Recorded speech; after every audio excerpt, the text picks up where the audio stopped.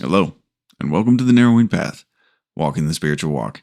My name is Stephen Eiderstein, and thank you for joining me as we do today's episode on the review of Chapter 11. And the reading, there was a lot. There was so much involved with the reading of Chapter 11. When I read it, there was just so much that rang true. So I'm excited to kind of go through this chapter and tear it apart a little bit. So I hope y'all are excited to join me. So if you're new to this series that I'm doing, we are reading a book titled I Was a Pagan by V.C. Kitchen. There you go. That's the spine of the book I read out of. Now, when I do the chapter reviews, I use this book because I like to highlight and underline and write in it. So I use this because I don't want to mark up an original copy.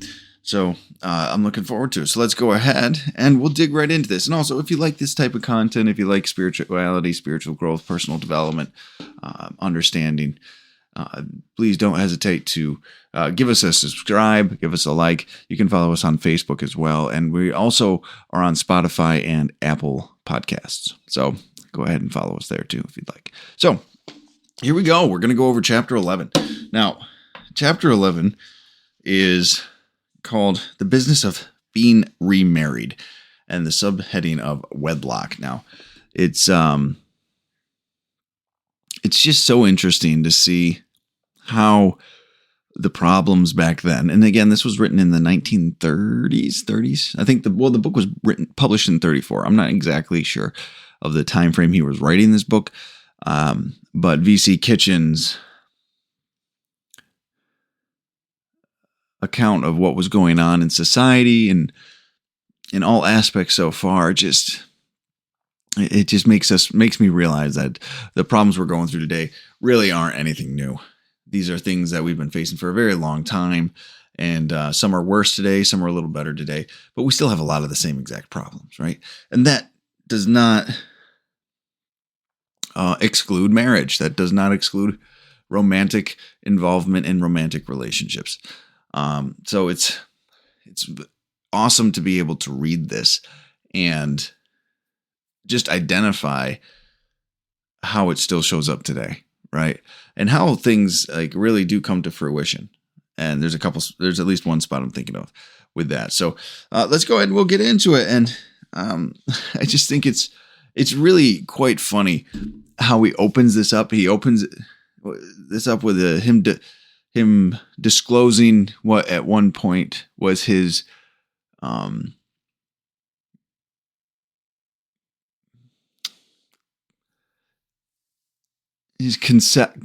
concept he developed for what a real successful marriage would be, because he came to the belief that just one woman wasn't going to be enough in a relationship and just one man wasn't going to be enough in a relationship. And he talks about how it was a communal marriage with a half dozen women, including a good cook, a good mistress, a good mother, and a half dozen men, including a good money maker, a good love maker, and an intellectual or two. And it's just so funny because that first thing he opens with, that people still talk about that today. People still make jokes about that. People still think that this is a new idea, right? And he goes into, again, this is in the probably late 20s, early 30s that he's writing this book. And he says, no doubt to the free thinkers who demand free love, does that sound like a familiar term? Yeah. Companionate marriage, more liberal divorce laws, and other forms of easy promiscuity, right? That's exactly what gets asked for today. That's exactly what has come to fruition today. That's exactly what people still talk about today. Like they still try to demand the old concepts, right? And easy promiscuity, right? Hookup culture today, where there's so many dating apps. It's so casual to have just multiple relationships, one right after the other, or multiple at the same time, and it's just this. And that idea is cloaked in this progressive language, right? Like it's a new idea, or this is a new era, right? New era of sexuality and relationships. And in reality, it's just the same old song and dance, just rehashed again. And people have been trying to work out ways to get more sex without commitment. And for as long as people have been writing books, I just think it's funny. Everyone believes this is a new thing, and it might be a new way. It might be maybe even a little exaggerated than previous. But if you look back at history, there's always this sexual revolution of some sort, or this encouragement of this hookup culture, and just pick your era and how that looks. So it's just really interesting. It's not like all this stuff that's going on. It's not new. It's just not new. Like this has been a battle that's been being fought for a very long time. So no, I just find it comical that people really think it's this modern idea that's happening, and it's just really not. It's just really not. So he says in there too that monogamy is the new thing, and it's the new way to behave. It's the new way to have a relationship, and it just really hasn't been practiced effectively all that much. The hookup culture, the casual sex, the casual relationships, repeated relationships, things like that. That's all how it's always been, right? That's always that was used to be the standard. We hear about all this other stuff that's going on, and we think that it's always been one man, one woman. It's not, and it's been the most modern concept is a monogamous relationship, right? And so yeah, he quoted somebody here, and G.A. Studdard Kennedy suggests that tried and found difficult and not tried enough is what he called monogamy. So it's and that's where we're going to kind of venture into. So he talks about this thing, and he talks about a new way, a new dynamic to have in a relationship called holy wedlock.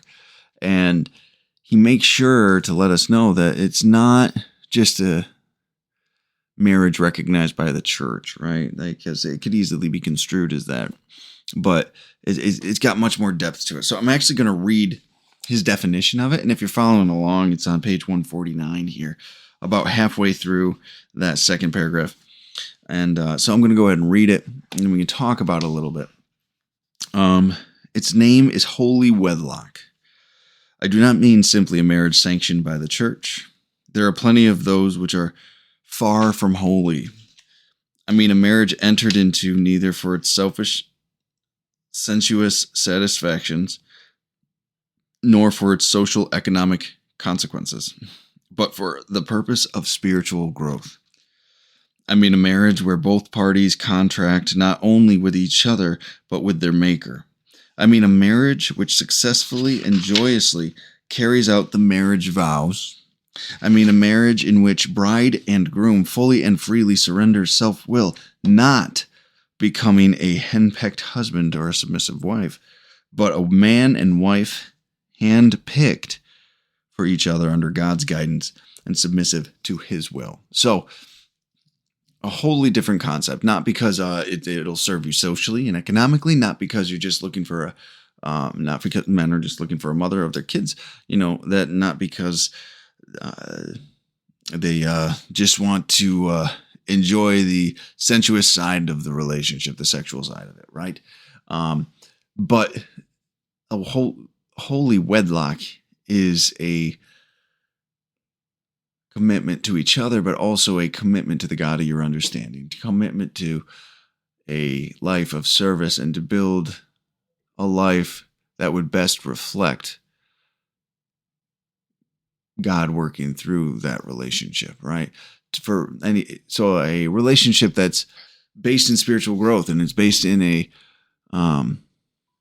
desire to become closer and understand more that God of your understanding, whatever that might be. Again, remember, however that looks to you.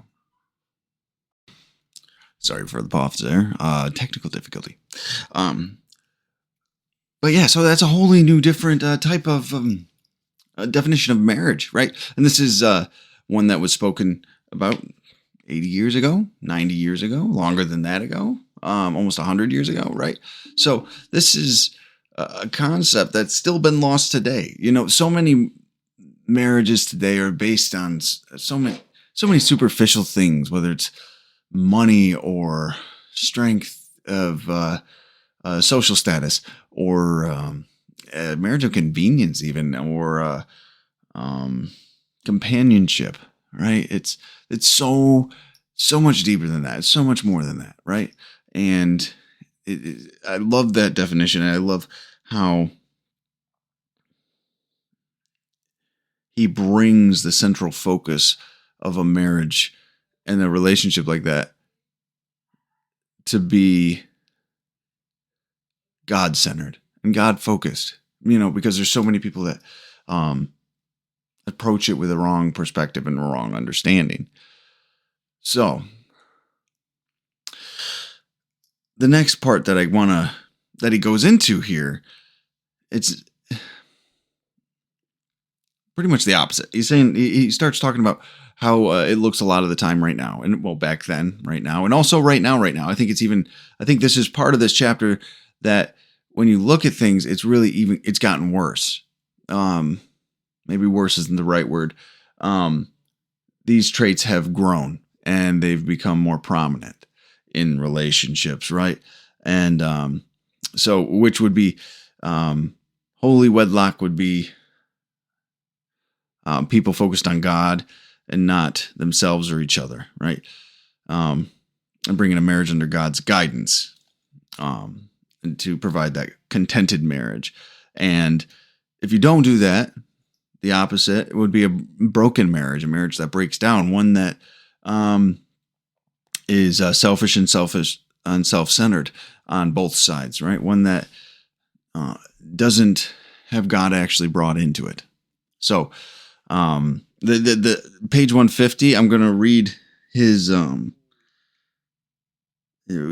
comments on the more typical approaches to wedlock, right? It's the second paragraph there. Other forms of wedlock may as well be called deadlock. I find that interesting. For they simply mean the bringing of two self-centered people together, each revolving on a different axis and thus bound to clash. They may tolerate each other as long as they are nice to each other. I liked my husband, as one wife admitted, because of the nice way he treated me. But when this treatment begins to cloy, when romance flattens like a stale champagne, they soon enough return to their own self-centered ways of living. I have seen mothers train their daughters before marriage to gain and hold the upper hand. These mothers have long since learned that the give and take of marriage is largely a matter of just giving in today so that you can get the better of your better half tomorrow. Wow, if that's not a definition of today's and society's perspective on this whole thing, right? How many people get married for the money then divorce after they've waited long enough to get 50%? How many people have married with no real consideration for their partner? They just wanted another parent to raise their children with. How many people enter into these things for selfish and self-centered reasons? How many people enter into a marriage because they feel obligated to, right? Where they just want to get rid of some sense of guilt and shame and avoid a potential regret, right? Those are all selfish and self-centered things. Those are all horrible reasons to start relationships, horrible reasons to start marriages, right? Like I underlined, starred, and highlighted for they simply mean the bringing of two self-centered people together, right? Like when you do that, if you picture that, it's just two people clashing head to head all the time.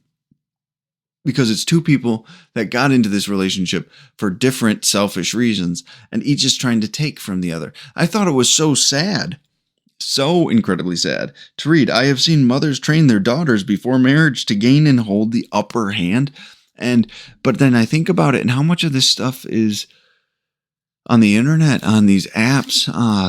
It's not just daughters or mothers training daughters this way. It's not just, it goes the other way too. It's fathers training sons, and it's not just same sex training same sex, though. I don't want to give that idea, but it's kids are being taught to solely look out for themselves. That's it. There's no sacredness to marriage being taught anymore. There's no commitment being respected in marriage anymore. It's viewed as a tool. It's viewed as a weapon. It's viewed as something to leverage. Right? It's used as something to further your own selfish and self-centered agenda, which was not its intention, right? Maybe not its intention isn't the right way to say it, but more so it's not. Marriage can be used so much more effectively than that, and I don't even feel like saying so. Used so much more. Marriage can bring in so much more depth to life than what it is being sold as today, right? Than the ridiculous, superficial, materialistic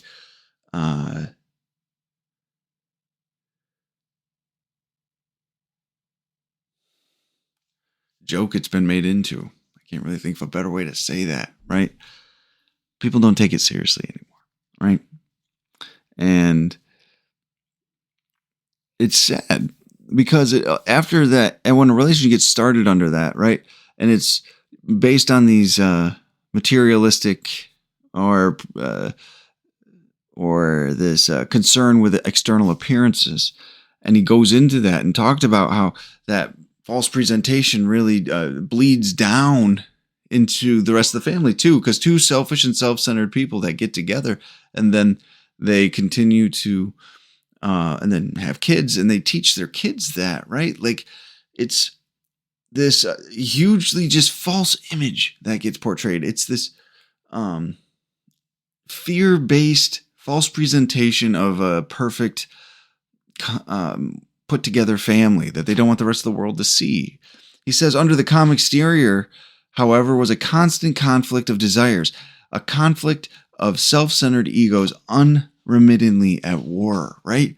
And everyone wants to look good. Everyone wants to keep up with the Joneses. They want to get the better car. They want to get a better house. They want all of these things that check the boxes to say they're successful, or they at least look successful.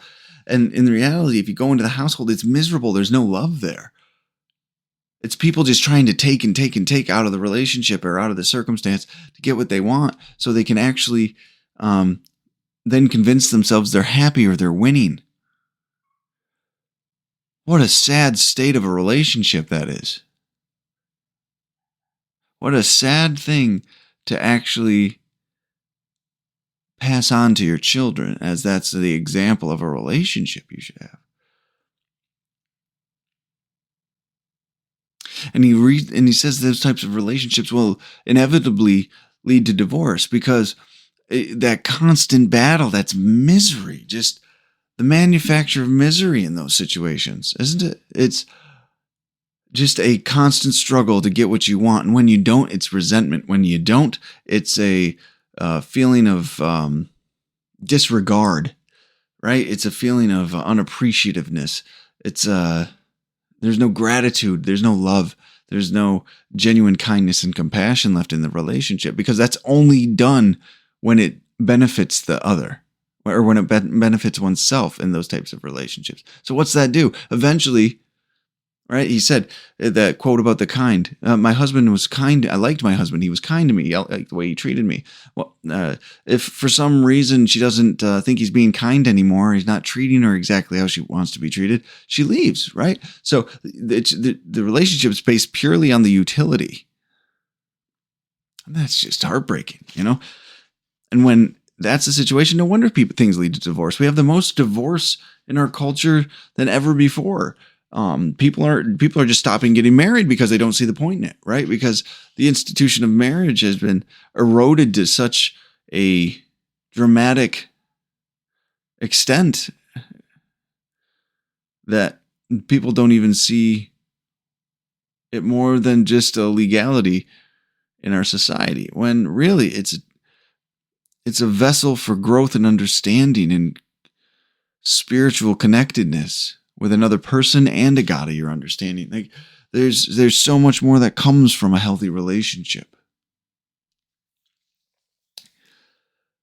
But if you don't have that God-centered relationship, if you don't have that understanding and that direction and that common yoking, as some might say, so equally yoked, right? It leads to divorce. I want to read this. Page 152. Then perhaps may come divorce, which in 90% of investigated cases is due to selfishness and nothing else. Divorce, of course, is not, this is italicized in it, is not an avenue of escape. It brings no sublimation of the old self-indulgent desires. No separation from a life partner can separate one from oneself. The first divorce, therefore, is likely to lead to a chain of divorces in the hopeless attempt to get away from one's own personality, and with never any attempt to develop those inner qualities which can lead to a happy marriage at any time and anywhere. So this is a common, very, very common thing stated in rooms of 12-step recovery, but it's caught on a lot in just the self-growth world in general.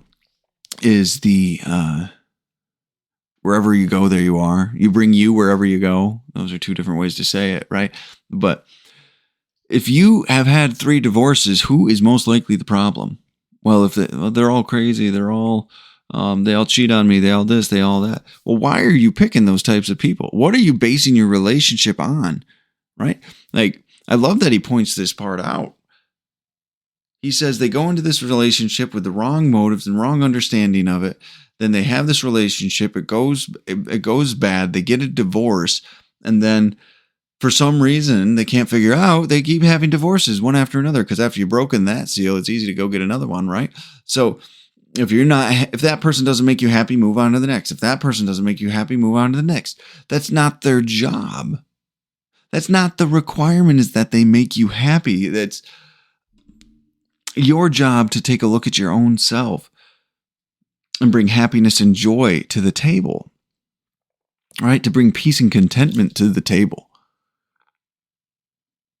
And if you don't actually take that initiative, if you don't actually do that self-work to grow and become part of something and want to actually change the relationship you're in, right? And if you want to have a different style of relationship or a different outcome in your relationship, you have to do something different. This concept is lost so much. I've talked about it regularly. Nothing changes if nothing changes. You're going to pick the same person with the same type of problems with a different name, and you're going to get and have the same type of relationship. And then guess what? You're going to end up in the same situation again, not understanding what keeps going wrong and nothing keeps going wrong. It actually is going exactly how it should, because you keep doing the same things every time. It's amazing to me that people don't see that, right? There's so much codependency. There's so much resentment and anger. There's so many harms from their upbringing, people's upbringing, that just don't get resolved. They don't even get considered as a motive for a problem, right? They don't take the honest time to look at themselves and say, hey, I'm going to do this,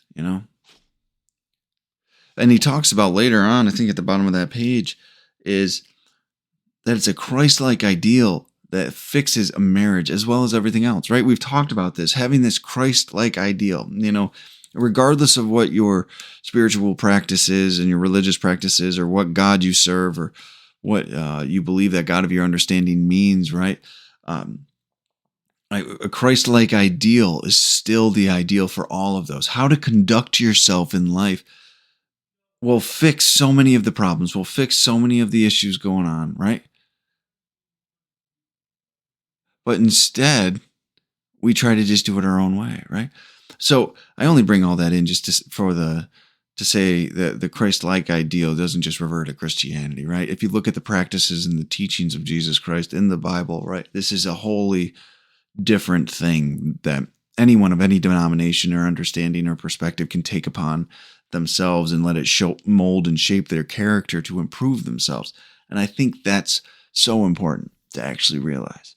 And when you bring that ideal, when you mold your character and aiming for that ideal, you'll get something different. You will change, and then your relationships will change because you'll start looking for different things in that relationship. You'll start looking for people with different qualities than what you've always looked for. It's incredible, actually. It's absolutely incredible. And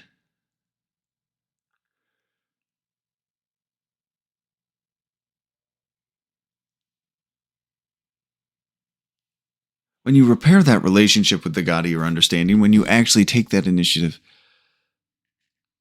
suddenly you're repairing that relationship with God. And then a friend of mine says that if you work on that relationship with the God of your understanding, they call it a vertical relationship, then your horizontal relationships, your relationships with other human beings, whether it be a friendship, a coworker, or a romantic partner, marriage, all of those will improve, right?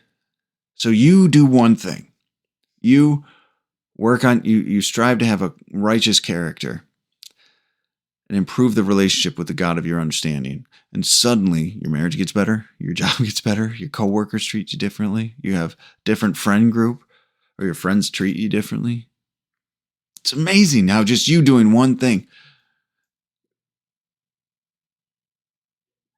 changes the entire dynamic of all of your life, you know? It's amazing to me. Absolutely amazing to me. And then he goes in to talk about why this is going on too. And I do think that's an important consideration. To realize, he calls it this juvenile omnipotence that so many of us have. And it reminds me of 12-step recovery. And you might find this familiar. Egomaniac with an inferiority complex, right? Where we think the whole world revolves around us and should be considerate of us. And then on the same hand, it's almost like we don't believe that at the same time, right? So we demand it from the world, but when it doesn't happen, we think they see how pitiful we are and ashamed of ourselves we are, right? So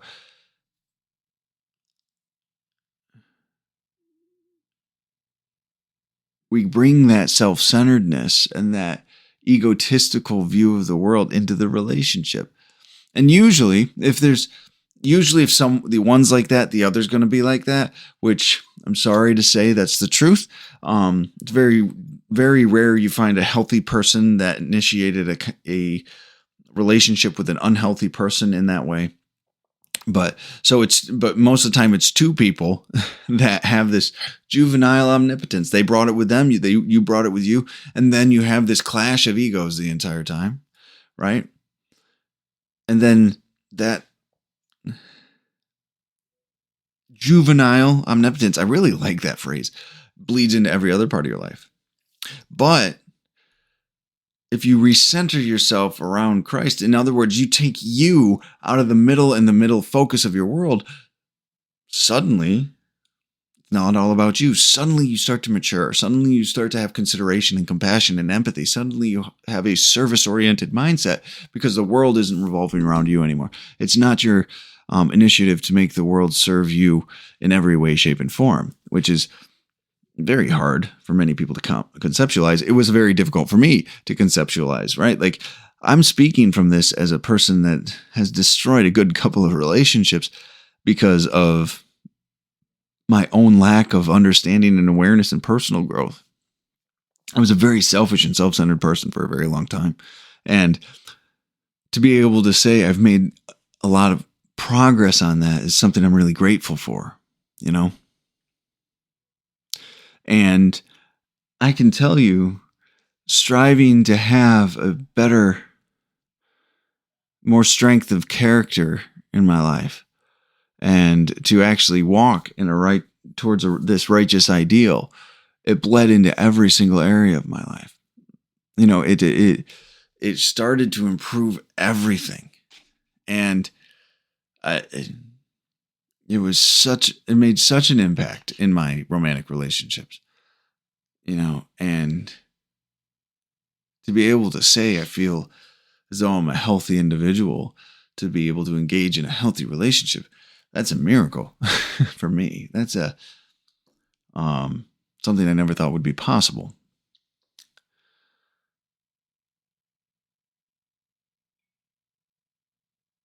Because now I know, regardless of when you do that, you take the demands off the world. And specifically in the perspective that we're talking about, I take the demands off of my partner, off of my girlfriend. We aren't married, to be fair. I'll disclose that. I take the things that she shouldn't be responsible for back, and I make sure that I'm taking responsibility for what I need to be taking responsibility for. And then there's no unhealthy dynamic that occurs. Suddenly I have peace because I need nothing, right? I don't need the relationship to fill this void for me. I don't need it to serve this role or be this function or right? I've entered into a relationship where it's a common understanding that God should be brought into this. It should be the central focus around this whole thing.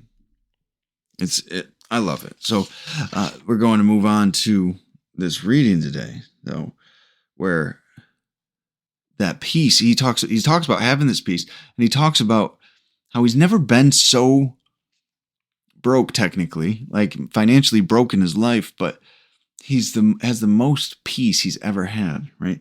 Today, however, I am much nearer to being really broke than I ever was before in my life, and yet at the same time, I am much nearer to my wife and children. Economic difficulty is not the cause of marital difficulty any more than is false psychology. In our own case, in fact, it has been the very reverse. Through teaching us a far deeper dependence upon God, it has brought us into a far deeper unity, and thus the best thing that ever happened to the members of my household. We are, in fact, happier and more harmonious now than any time during prosperity. And there are married people in the group who live entirely on faith and prayer who are the happiest couples I know. Oh, I love that. I absolutely love that. Because it just goes back into the change from selfishness and self-centeredness to service and other-centered, right? And I love that he says that. So he's had the least amount of money ever, but he's the closest with his family he's ever been. And the reason for that is because it brought him and his family unit closer to God. It forced them to actually participate in this thing and to find what was really important, right? To actually find what matters in life. What a gift that is. What a blessing it is to finally realize what actually matters in life. To finally say, you know what, we're going to be okay. And have faith and walk in faith in that. I think that's what an incredible thing.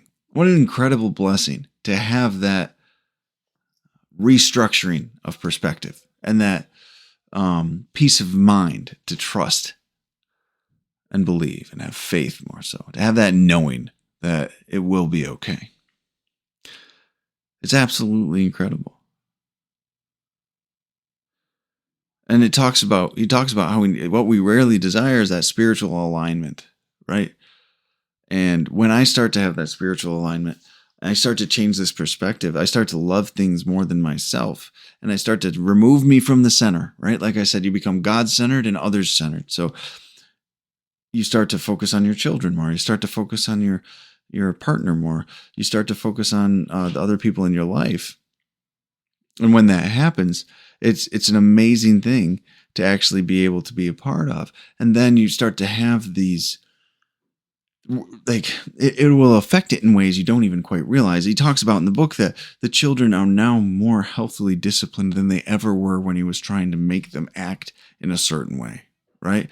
Because they are getting disciplined for the right reason. They are bringing God into their own life. They are bringing this experience into their own life.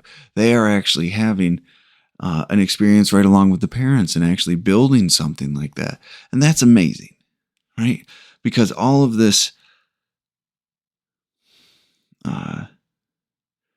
selfishness goes away and all of this change in behavior then occurs.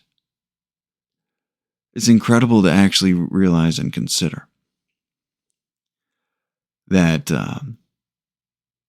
when you bring your children to a God of their understanding as well, and you try to make decisions based in their best interests, not because you want them to look good for you, not because you want them to be a certain way, but to teach them moral and principle in a healthy and understanding way, in all under the understanding that God is centrally focused. It's incredible, actually, to see what can happen with that. So he talks about on page 160 then how it looked after he had reestablished it, right? How his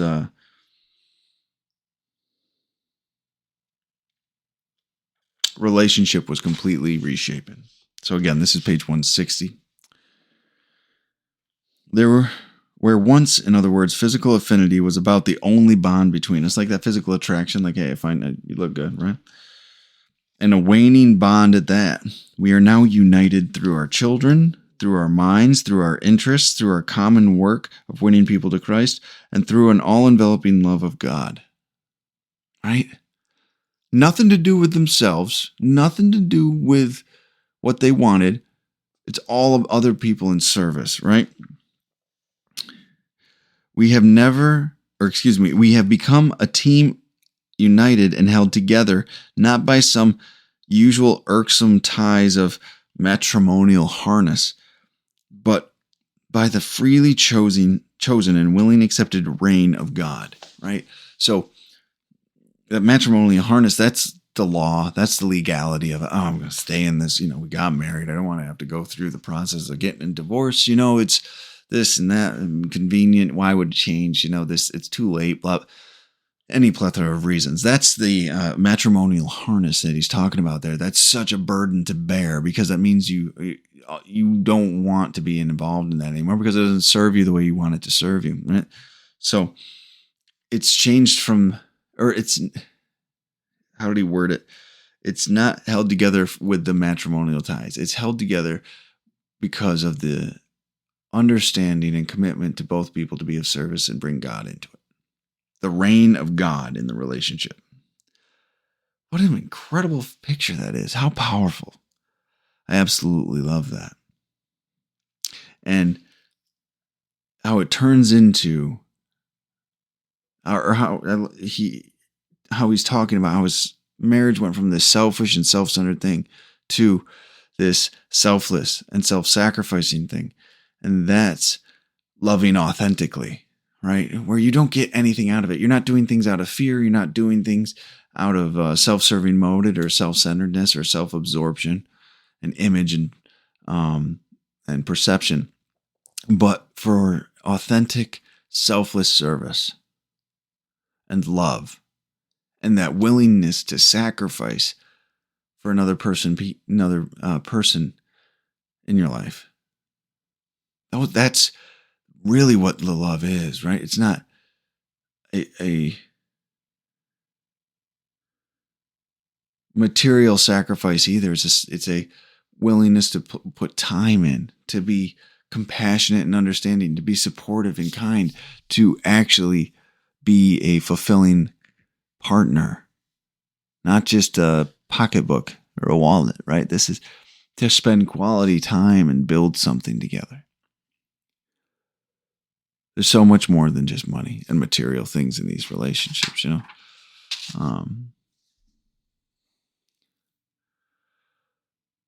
There's something that is mentioned in this book that I thought was very interesting because it gets a different name now. It gets called a narcissist. And but I think it's so true. There's so many people that behave this way and they don't realize it. And they behave this way not realizing that they are being selfish and self-centered. And it's really causing damage to another person. And the other person doesn't realize that they're entering into a relationship so that damage continuously gets caused to them because they haven't healed their own wounds from whatever has occurred to them. So I'm going to read this. It's page 62. And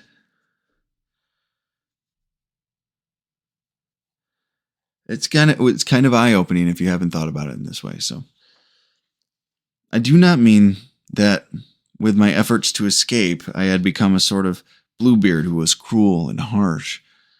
I mean that in common with millions of other unseen husbands, I had spoiled her in early marriage for my own pleasure and for the sake of my own vanity. I tried to make life as luxurious as possible for her, not so much for love of her as for self-love. To flaunt my earning ability in the eyes of other wives and men, I gave her all my money that I did not want myself, but gave nothing whatever of myself for the sake of her soul.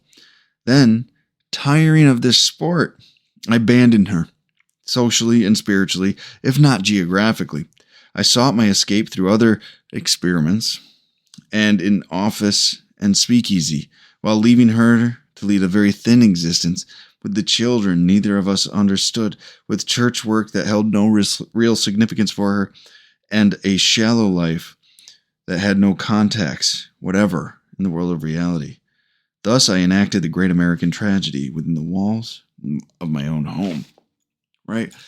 If you don't realize that swooning period where you want to show off everything about her, you want everyone to know that she's yours, if you want, like you're giving her absolutely everything and you're just what some might call that love bombing, right? That's a common term used today for narcissistic or control manipulative behavior, but a lot of men do it. And it's not because they even think they're trying to do something, right? They think it's what's supposed to happen.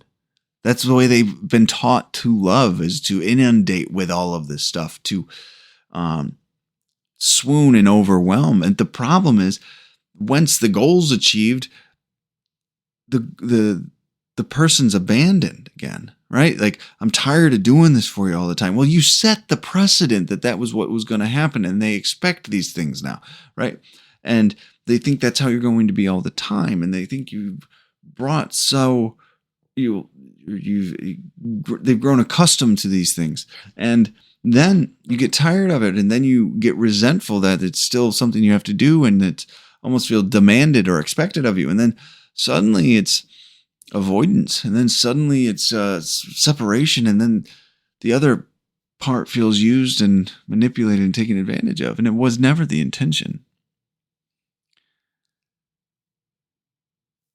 They just didn't know what they were doing. I didn't know what I was doing when that would happen. I didn't know there was a different way to do it. Now I do, and I do better. Obviously, I've done better. But it's amazing to have this read in here and put in different language, right? Because today it's so psychological and it's put in this clinical terminology. But he says it the way it was written right there was so plain, right?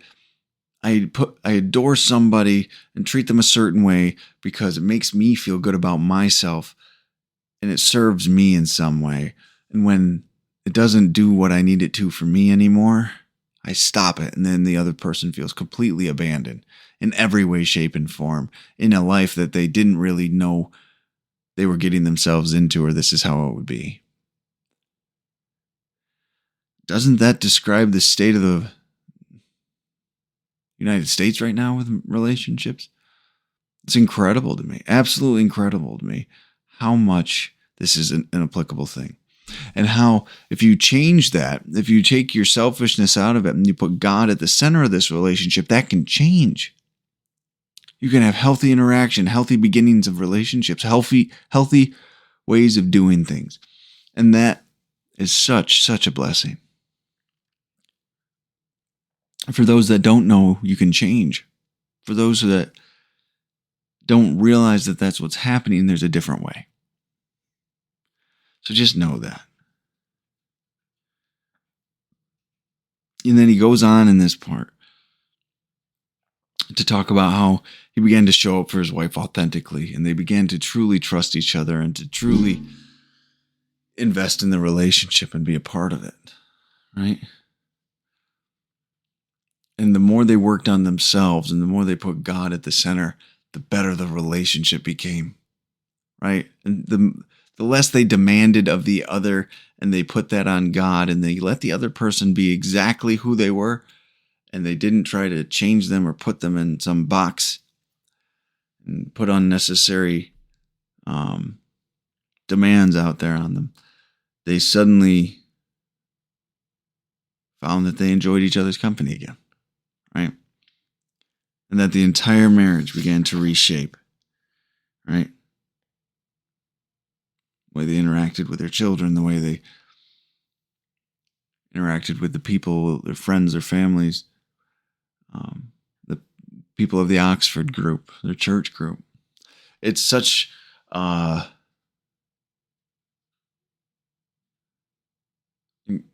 just an astounding thing to hear can happen, and to see happen in other people's lives too. I've actually seen it happen, being around the rooms of recovery, being a person walking a spiritual path. I've seen relationships get reconstructed in a few years, and the people just become extremely happy. It's completely possible. It just takes a willingness to change. So if you can bring God into your relationship, if you can get him as the central focus and ask for his guidance and his input and try to follow that to the best of your ability, you can change not only your own character, but your relationships, your marriages, and your life entirely. It's incredible. So, all right. Well, that's going to be it for today. Beautiful chapter. Love this chapter. And I am looking forward to the next one. The next one's called chapter 12. I think this is, it's got 18 chapters in it. And that one we just did was the longest chapter too, by the way. So the rest should be a little bit quicker, probably about normal time. This one was just a little bit longer for the reading. But the next chapter 12, is this business of making a living, economics. Sounds encouraging to me. So I will do that reading next weekend and the review shortly following. So thank you all for joining me tonight, and until next time, thanks.